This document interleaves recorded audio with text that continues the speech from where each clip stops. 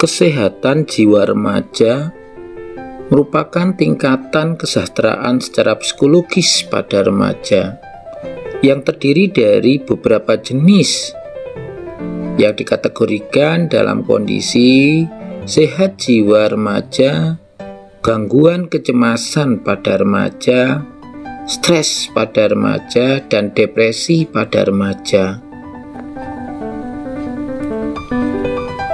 Kesehatan jiwa remaja yang baik adalah kondisi di mana remaja secara rutin dalam keadaan tentram dan tenang, sehingga memungkinkan untuk menikmati kehidupan sehari-hari dan menghargai orang lain di sekitarnya.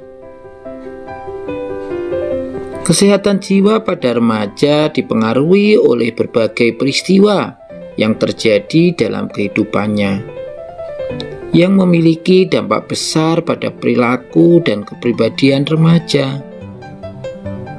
Peristiwa-peristiwa yang mungkin terjadi adalah kondisi keluarga remaja, apakah bahagia atau tidak, pelecehan remaja, dan bullying. Apabila peristiwa-peristiwa yang negatif terjadi dan tidak segera diatasi, remaja bisa mengalami gangguan kesehatan mental atau kesehatan jiwa dan timbul penyakit jiwa atau sering disebut dengan gangguan jiwa.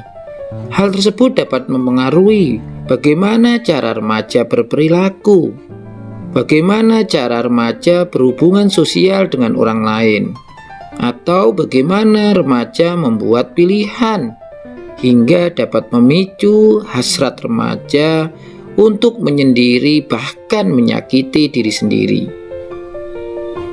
Beberapa jenis gangguan mental pada remaja yang umum ditemukan di masyarakat adalah depresi pada remaja, gangguan bipolar pada remaja, kecemasan atau ketakutan pada remaja, dan stres pada remaja. Membangun karakter remaja agar sehat jiwa sangat penting sekali dan dapat dilakukan dengan beberapa cara. Salah satunya adalah dengan game team building. Kegiatan yang melibatkan game team building dapat memberikan wawasan, edukasi, sekaligus menyenangkan remaja. Aktivitas ini membantu sebuah tim remaja mengenal sesama anggota dengan baik melalui cara berpikir, bekerja, dan menyelesaikan masalah serta situasi yang gembira. Ada 7 game team building yang dapat digunakan untuk membangun karakter remaja agar sehat jiwa. Yang pertama adalah permainan kemungkinan. Tujuan dari permainan ini adalah mendorong kreativitas remaja dan inovasi dari remaja tersebut. Ini bisa dikerjakan 5-6 menit dengan jumlah peserta 1 atau beberapa grup kecil. Peralatannya benda apapun bisa. Cara bermain ini adalah game team building yang luar biasa. Remaja bisa melakukannya dalam waktu 5 menit saja. Berikan sebuah benda kepada seorang remaja dalam setiap grup. Dengan cara bergiliran, seseorang harus maju di depan grup dan menunjukkan kegunaan dari benda tersebut. Anggota tim harus menebak benda yang sedang didemonstrasikan.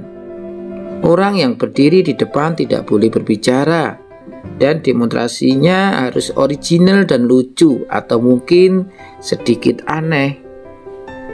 Yang kedua adalah perburuan barang. Tujuan permainan ini adalah kegiatan yang membantu menjalin hubungan dan merobohkan tembok pemisah dengan mendorong remaja bekerja sama dengan remaja lainnya. Waktu pelaksanaan bisa lebih dari 1 jam. Jumlah peserta 2 grup kecil atau lebih. Daftar tugas yang aneh untuk dilakukan secara tim. Contohnya bisa selfie dengan orang yang tidak dikenal, memotret sebuah bangunan atau benda di sekitarnya, dan lain sebagainya. Berikan daftarnya kepada tim building beserta deadline waktu. Tim yang menyelesaikan tugas tercepat adalah pemenangnya. Ketiga, ikatan manusia. Tujuannya adalah game team building ini tergantung pada komunikasi yang baik remaja dengan kerjasama tim. Waktunya 15-30 menit. Ini bisa dimainkan 8-20 orang. Peralatan yang dibutuhkan tidak ada. Cara memainkan game ini adalah semua orang berdiri dalam lingkaran menghadap satu sama lain, bahu dengan bahu. Suruh setiap orang untuk mengeluarkan tangan kanan dan mengambil tangan seseorang di depannya secara acak. Kemudian suruh mereka mengeluarkan tangan kiri dan mengambil tangan orang lain. Dalam waktu yang telah ditetapkan, grup ini harus melepaskan ikatan tanpa melepaskan tangan mereka. Jika grup terlalu besar, buatlah lingkaran-lingkaran yang lebih kecil dan grup-grup kecil ini bisa bertanding bersama. 4. Kubus sempurna. Tujuannya adalah berfokus pada komunikasi yang kuat dan skill kepemimpinan. Dengan menyuruh beberapa anggota diam, permainan ini juga membutuhkan kepercayaan tim, di mana mereka saling menuntun ke arah yang benar. Waktu permainan 15-30 menit, jumlah peserta 5-20 orang. Peralatan yang dibutuhkan sebuah tali panjang yang diikat bersama dan menutup mata untuk setiap orang. Cara bermainnya berdiri dalam lingkaran memegang tali. Kemudian suruhlah semua orang memakai penutup mata dan taruh tali di lantai. Kemudian setiap orang mundur sedikit dari lingkaran. Setelah itu mintalah semua orang untuk maju dan berusaha membentuk sebuah kubus tanpa membuka penutup mata. Berikan waktu supaya lebih menarik. Untuk membuatnya lebih susah, beberapa anggota tim disuruh tidak bersuara. 5. Ladang ranjau. Tujuannya adalah permainan ini berfokus pada kepercayaan, komunikasi, dan pendengaran yang efektif. Waktu permainan 15-30 menit. Jumlah peserta 4-10 orang. Jumlah genap peralatan yang dibutuhkan berbagai macam benda yang bisa dipegang. Penutup mata, cara bermain, cari tempat kosong yang cukup luas. Taruh benda-benda seperti kon, bola, botol, dan lainnya secara acak di lantai. Setiap orang berpasangan dan salah satunya memakai penutup mata. Orang satunya harus menuntun temannya dari ujung satu ke ujung yang lain tanpa menginjak benda-benda tersebut, hanya dengan menggunakan kata-kata. Yang ditutup matanya tidak boleh berbicara sama sekali. Untuk membuatnya lebih sulit, buatlah rute khusus untuk anggota tim yang memakai penutup kepala.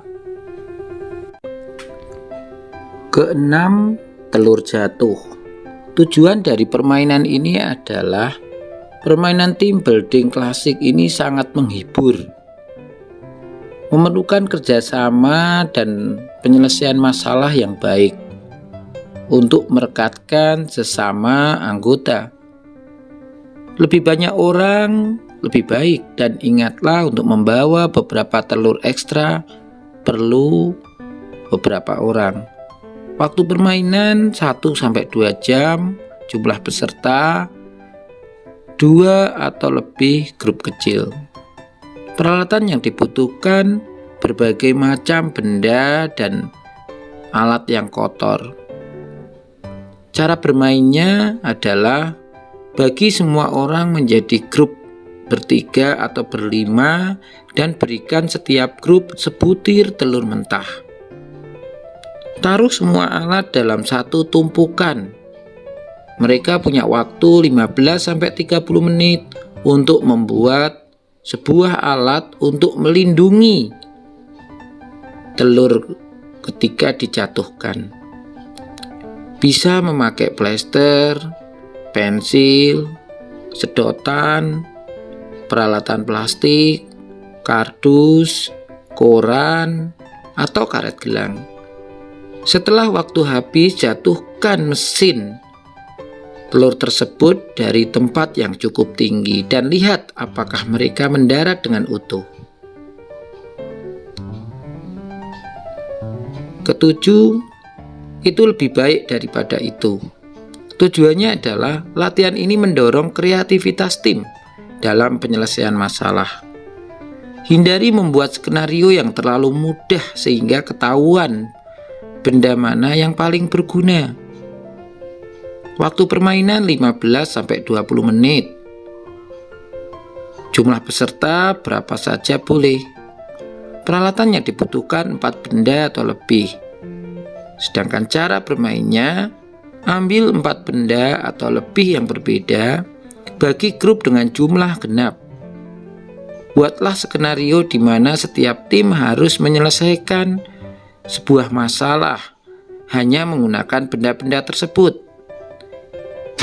Ini bisa kamu terdampar di pulau terpencil, atau kamu berperang menyelamatkan bumi dari alien, atau lainnya. Buatlah setiap tim membuat urutan benda yang dipakai sesuai kegunaannya untuk skenario tersebut beserta alasannya. Dengan 7 permainan di atas, maka anak remaja akan berlatih bagaimana bekerja sama, bagaimana berlatih menyelesaikan masalah yang sederhana sampai yang rumit, melatih berkomunikasi dengan orang lain. Tidak hanya itu, berlatih menghargai orang lain, menghormati orang lain, dan yang terpenting lagi adalah belajar berkomitmen, belajar menjaga kepercayaan diri yang diberikan oleh orang lain, dan belajar bekerja sama.